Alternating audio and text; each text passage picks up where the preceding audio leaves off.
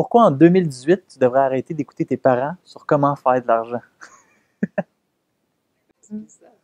Parce que non, ils sont conditionnés à l'ancien modèle économique.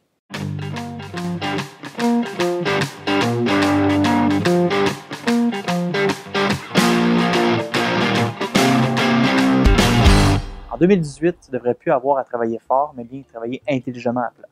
Tout simplement que, rendu en 2018, on est rendu avec des logiciels, des programmes, des systèmes clés en main qui nous permettent de réussir à vendre notre connaissance, de l'information en ligne. Depuis plusieurs années, on a traversé différentes économies. On vient il y a plus que 100 ans, on était dans l'ère agricole. Les gens s'autosuffisaient. Ils élevaient leurs animaux, faisaient leur propre viande dans le fond, cultivaient leurs légumes, leurs fruits. Tout le monde était comme ça, puis c'était correct. Tranquillement, pas vite, tout simplement, les usines ont commencé à prendre de plus en plus d'ampleur dans le rôle de l'économie.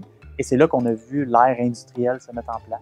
Donc, commencer à créer des chaînes de montage, commencer à surveiller les performances et le rendement des employés. Tranquillement, pas vite, c'est devenu la norme de l'ère industrielle. Sans que beaucoup de monde s'en rende compte forcément, on a rentré dans l'ère de l'information. C'est arrivé autour de 1995, quand Internet est apparu. On a eu accès à une tonne d'informations et ça a créé l'ère de l'information et ça a créé des centaines de nouveaux jobs, de nouvelles possibilités, mais les gens ne se sont pas nécessairement familiarisés avec ça tout de suite parce que le système, l'État, les gouvernements nous enseignent avec les écoles, il faut aller à l'école, travailler fort, il faut aller se trouver une job. La réalité, c'est que si tu regardes autour de toi, très peu de gens sortent des écoles et sont capables d'aller dans le domaine pour lequel ils ont étudié. C'est de plus en plus rare, de plus en plus difficile de trouver un emploi dans ton domaine. Quand tu sors de l'université, tu as une dette d'école, plusieurs milliers de dollars. Des fois, on touche 30, 40 000 dollars de dette. Et puis, avec ça, on a vu tranquillement pas vite, à cause des réseaux sociaux, l'ère de la connexion s'installer. L'ère de la connexion a permis aux gens de réussir à se connecter avec le monde entier en l'espace de quelques heures, être capable de véhiculer l'information qu'on a grâce à Internet et d'aller la véhiculer rapidement à grande échelle à cause des réseaux sociaux. Quand on regarde les grands du web, Martin Latulippe, Gary Vee, David J, Jeff Walker, Frank Rocca, Neil Patel, Jason Stone, tous des gens qui réussissent énormément bien dans le domaine de l'infopreneuriat. C'est une nouvelle économie qu'on voit qui se met en place et on parle d'une économie de connaissance. Où est-ce que la connaissance est devenue la ressource naturelle qui est renouvelable à l'infini et qui permet aux gens, à monsieur, madame, tout le monde, de réussir à se créer une business, devenir un auto-entrepreneur avec rien ou à peu près pratiquement rien, à faible coût de démarrage parce qu'on a besoin de quelques logiciels ici et là pour mettre notre système en place, notre business en place. Ensuite de ça, tout ce qu'on a besoin d'avoir, c'est de la connaissance à vendre ou à partager. Et à cause de ça, on est capable de devenir complètement libre financièrement, en fait, parce qu'on ne dépend plus de personne, on dépend plus on n'a plus besoin d'échanger notre propre temps pour réussir à gagner de l'argent. Tout ce qu'on fait, c'est on livre notre savoir sous forme de vidéos, sous forme d'articles, sous forme de podcasts. Et ensuite de ça, il y a des systèmes qui vont s'occuper de trouver les bonnes personnes qui vendent cette information-là.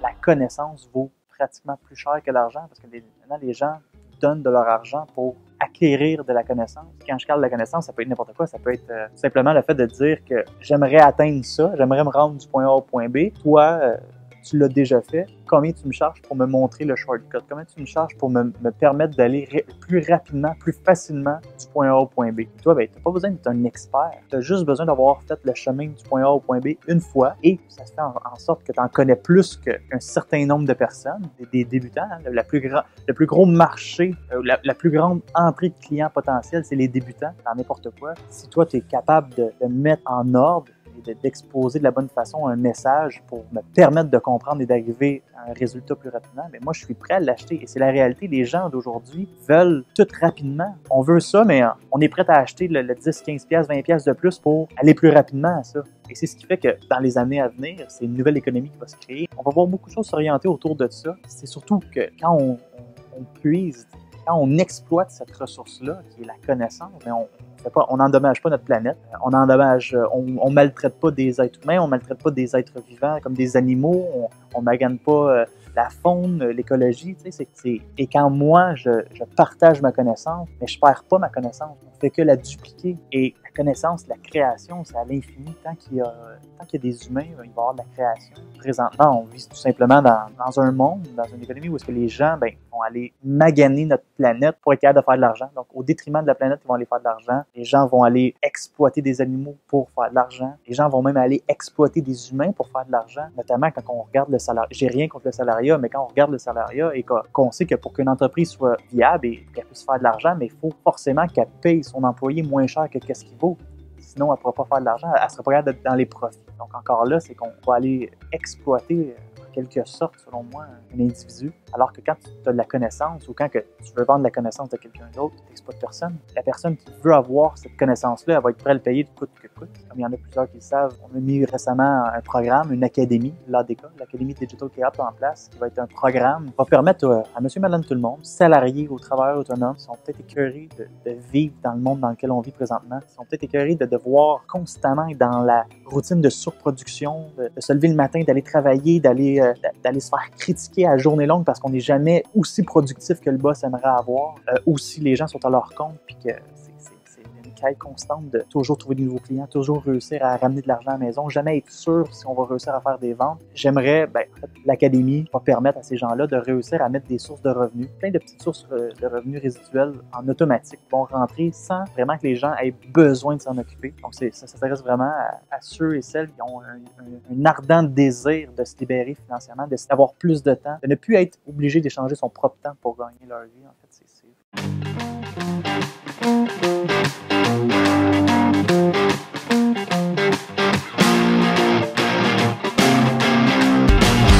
la question est très bonne.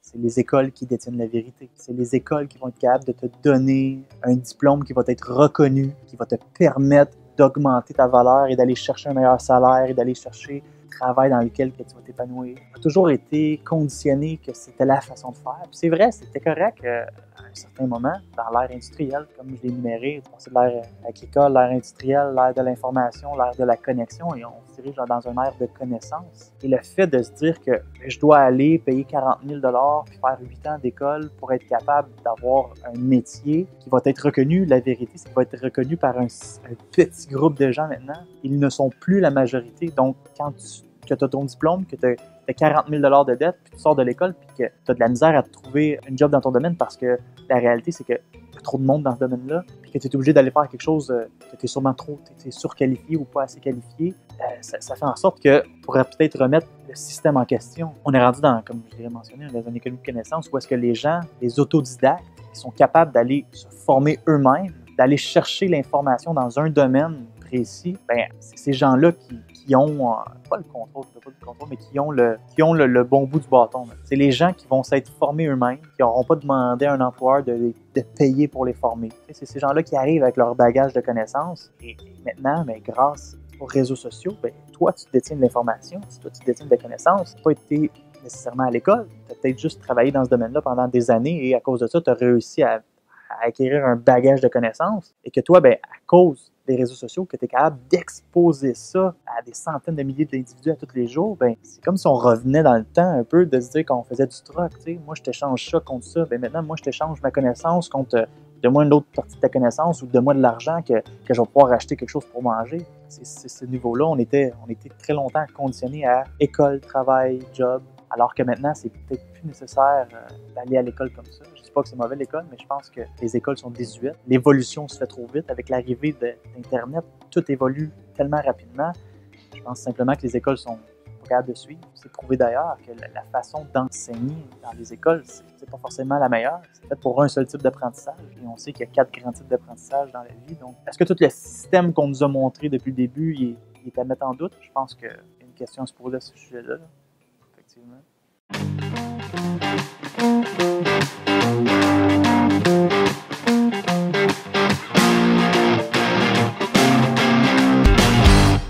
On est dans un virage.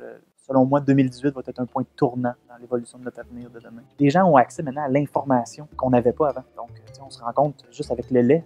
Toute notre vie, on s'est fait dire que le lait, c'était bon. Et là, depuis quelques temps, il y a des recherches qui sortent. Les réseaux sociaux nous permettent de mettre un article en ligne, 14 millions de vues en 24 heures, 14 millions de personnes qui ont été au courant que le lait n'était plus forcément bon. Et là, ben, les industries sont forcées de dire « Ah, ben, on va le retirer du guide alimentaire. » Mais c'est un peu la même chose avec la viande. Ça fait des années que les gens disent que la viande, c'est pas bon pour l'homme. On en mange quand même parce qu'on est bombardé de messages à la télévision. Maintenant, ben, qu'il y a des gens qui détiennent une information et qui sont capables d'aller la véhiculer à grande échelle, ça change la game.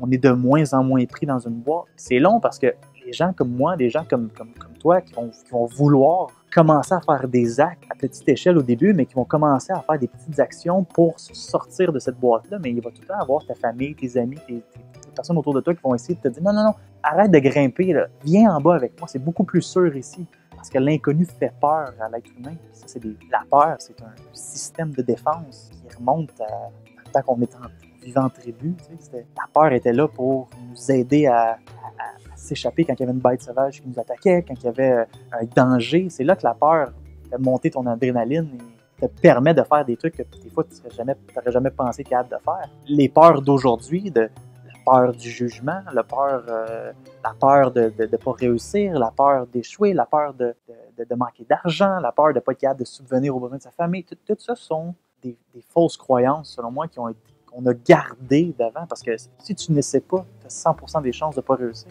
Alors que si tu essaies, ben, tu viens de passer à 50%. Puis ben, ces croyances-là viennent de quand on vivait en tribu, puis qu'on était fort en tribu, on attirait l'attention, ou si on déplaisait, ben, on pouvait peut-être se faire exclure de la tribu, puis de se retrouver avec les animaux sauvages à l'extérieur. Puis c'est de là vient le peur de déplaire aux gens. Je fais référence à ma copine, puis ça me fait rire parce que elle commente souvent sur des posts sur Facebook, Instagram, et il y a des centaines de personnes à toutes les semaines qui viennent la voir parce qu'ils ont aimé son commentaire, puis lui, il lui pose des questions. Sans s'en rendre compte, elle fait du coaching. Là. Elle aide les gens à un certain niveau. C'est juste parce qu'elle ne comprend peut-être pas comment bien le faire, ou souvent le syndrome de l'imposteur, hein, qu'on pense pas qu'on mérite de se faire payer pour les connaissances qu'on sait, mais la réalité, c'est que ce qu'elle apprend en ce moment à l'école, qu'elle est capable d'aller redonner, ça a une valeur, ça. Et tout ça, en ce moment, va lui amener un bagage de connaissances, d'expérimentation, d'échange avec des gens. Puis quand elle va arriver sur le marché du travail en sortant de l'école, ben, ça ne sera pas reconnu parce qu'elle n'aura pas eu un stage à telle place ou à tel endroit. Donc aujourd'hui, de se dire que oui, tu as les diplômes que tu veux, mais tu n'as pas plus d'expérience, c'est un cul-de-sac, tu n'es pas plus avancé. Fait que le tournant, selon moi, serait les gens vont commencer à réaliser que oui, c'est correct, va chercher l'information à l'école. De plus en plus, les gens vont se dire que c'est pas à cause de l'école que je vais être capable de travailler dans quelque chose qui me passionne. Notamment quand on regarde, ça fait peur à beaucoup de monde, mais l'arrivée du Bitcoin. Bitcoin qui n'est pas une technologie extraordinaire. Ce qui est extraordinaire, c'est sur le système d'exploitation que le Bitcoin ou n'importe quelle crypto-monnaie utilise, qui s'appelle le blockchain, qui est une technologie de stockage en ligne et c'est décentralisé. Et c'est la première fois qu'on voyait vraiment ça, dans le fond, d'utiliser un réseau pour être capable de faire fonctionner. Fait que donc, plus on est nombreux à utiliser un système comme ça, plus il devient puissant.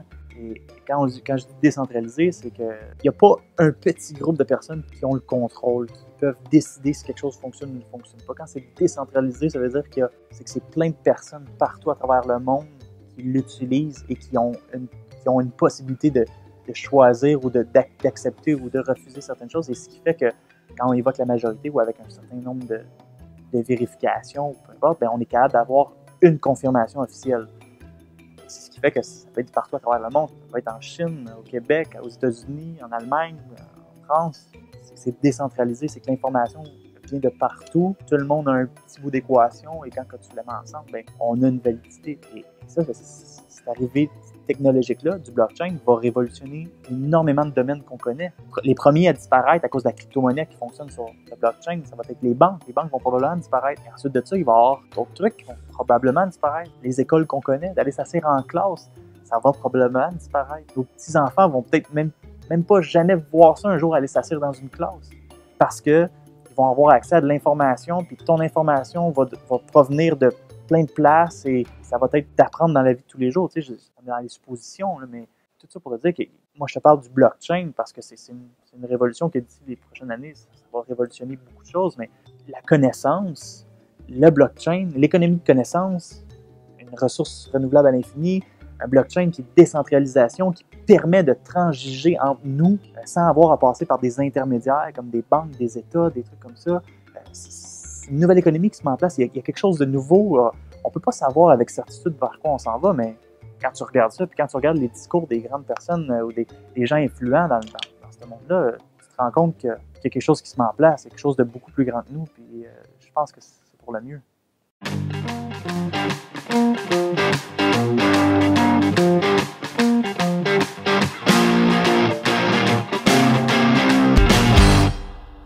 Moi, je pense que pour toutes les personnes un peu plus âgées, ça fait longtemps qu'ils vivent avec une certaine mentalité, une certaine façon de faire, ça risque de faire peur à beaucoup de gens. Comme n'importe quoi, quand on amène du nouveau, un changement, les gens ont peur du changement, les gens ont peur de l'inconnu. Donc oui, il va y avoir une certaine réticence. Comme l'arrivée d'Internet en 1995, on parlait le bug de l'an 2000, c'était nouveau, ça ne pouvait pas fonctionner, c'était pas tangible Internet. C'était une connexion, tu pluguais ça dans le mur, personne ne peut t'appeler. Regarde, aujourd'hui, on est rendu à haute vitesse, t'es capable de streamer en live. T'aurais dit à mon grand-père,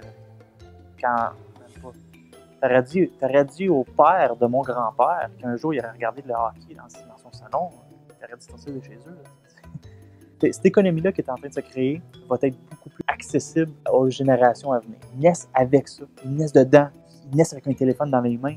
Oui, ça va demander une certaine adaptation pour les personnes un peu plus âgées qui n'ont jamais utilisé ça.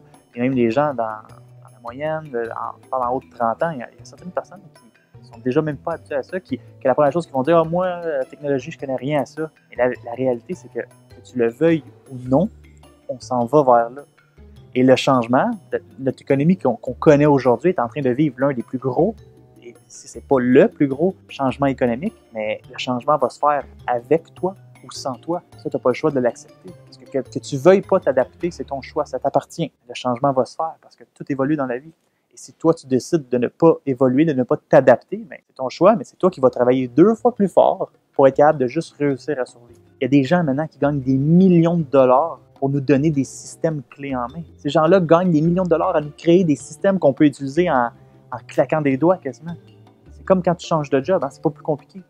Apprends ce que tu as à faire au début. Ça, c'est parti. Quand j'ai commencé, je ne savais même pas ouvrir une boîte de réception. Dans Gmail, il y avait 3 boîtes de réception à l'intérieur de mon Gmail. Ça a pris 6 mois avant que je comprenne pourquoi que j'avais aucun message là-dedans. Tu sais. Et regarde, aujourd'hui, ça va faire 4 ans que je gagne ma vie à cause du web. On part tout d'une place différente. La seule différence, c'est le succès, l'évolution, c'est l'art de s'adapter. Les gens n'ont pas le choix de s'adapter parce que si tu ne t'adaptes pas, que tu n'évolues pas, tu te fais dépasser, tu n'arrives pas à survivre, tu n'arrives pas à progresser. Les dernières personnes à vouloir s'adapter, ceux qui ont tout laissé passer la vague avant eux, qui disent « Ah, j'aurais donc dû ». Tout le temps, il va tout le temps en avoir. C'est soit que tu ramasses le train pendant qu'il passe, tu embarques dans la vague et tu continues, puis tu évolues, ou c'est laisse passer le train puis tu subis ça en fait. Si tu t'adaptes pas, le changement va se faire quand même. Il y en a d'autres qui vont s'adapter. Eux vont profiter des nouveautés, du changement. Puis toi, faire la même chose que tu faisais. Tu te dises que où est-ce qu'on s'en va? Ça s'en va par là. Et toi, avec un modèle d'affaires ou dans ta vie, ou peu importe, prends-les comme tu veux, rapporte-le à ta façon à toi, mais si tu viens te positionner en arrière de la vague, ne dis pas que tu ne vas pas réussir. Il faut que tu pédales en tabarouette pour être capable de réussir à gagner ta vie. Alors qu'aujourd'hui, tu peux utiliser des systèmes qui travaillent pour toi. Tu peux vendre tes connaissances. Tu n'as pas besoin d'employeur, tu n'as pas besoin de rien. Si tu n'as pas de connaissances, tu peux aller vendre sur des autres. Tu peux facilement créer des alliances stratégiques, aller trouver des partenaires, créer des trucs. Puis tu peux, en l'espace de quelques mois, honnêtement, tu peux être 100% indépendant et ne plus dépendre de personne pour gagner ta vie. C'est ce qui se passe au 21e siècle. N'importe qui aimerait en découvrir ou en savoir davantage, mais simplement aller s'inscrire ou aller prendre la série de vidéos gratuites de l'ADK, l'Académie Digital Chaos, qui consiste à prendre les gens main dans la main, à leur expliquer ce qui s'en vient, qu'est-ce qui s'en vient, même avant que ça soit visible pour les autres. C'est tout ça que j'ai mis en place et qu'on souhaite créer. C'est surtout un mouvement, éduquer les gens, permettre aux gens de s'adapter, parce que c'est pas enseigné nulle part. Il n'y a pas aucune école qui va t'apprendre comment t'adapter, qui t'enseigne encore comment t'adapter pour l'ancien modèle économique.